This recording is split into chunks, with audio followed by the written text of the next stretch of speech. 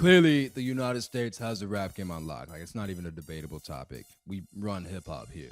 But there's also a lot of artists around the world that have popped off for their own reasons, and some of them popped off for telling deadly and twisted stories about the realities that they go through living in these other countries. So here are some rappers who have lived crazy lives and may qualify as some of the deadliest artists in the world. Popek Monster is probably one of the craziest rappers in the game, like by far. And the moment you see this guy, you'll know exactly what I'm talking about. Coming out of Krakow, Poland, Popek made a name for himself in the Eastern European gangster rap scene.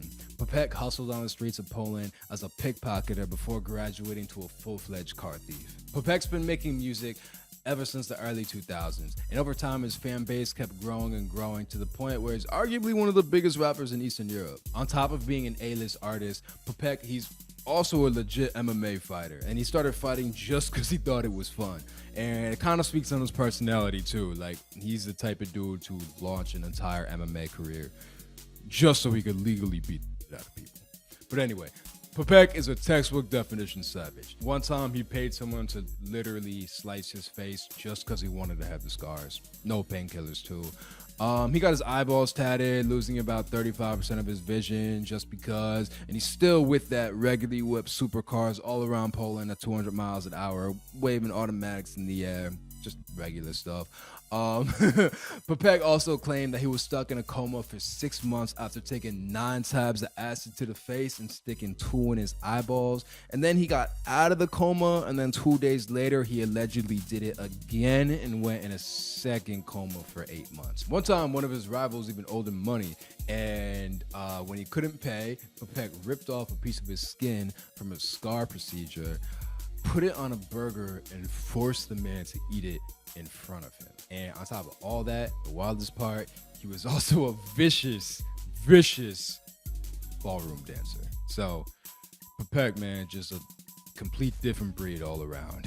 Another wild artist is Cuba, reigning from Mexico. He had heavy ties to the cartel. He worked there as a cook, and on the side, he would bodies on behalf of the Jalisco New Generation cartel for a weekly salary of a couple hundred pesos. GNGC is one of the most brutal cartels in the world. They're an offshoot of the notorious Los Zetas cartel, who are well known for taking violence to the next level in Mexico's wars.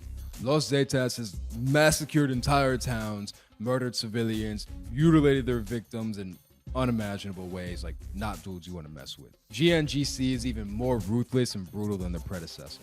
Rumors say they practice as a training exercise for its hitmen. You could literally call them bloodthirsty and you wouldn't be wrong. Cuba came up in the rap game by telling stories of his harsh and punishing life as a cartel affiliate. His music has to do with the guilt and regret surrounding his past, and fans were eating it up.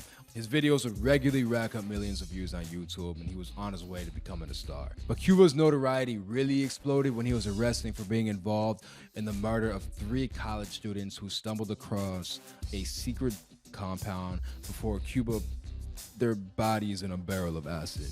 Authorities believe that these film students might have been mistaken for gang members.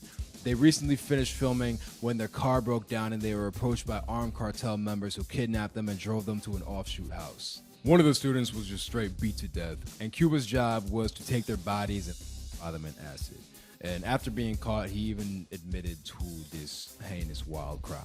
The case got huge international attention, sparking protests and an outcry from the president of Mexico, not only because of Cuba's fame as a rapper, but because the victims themselves were literally just university students working on a film project. They happened to be at the wrong place at the wrong time, crossing paths with the wrong person.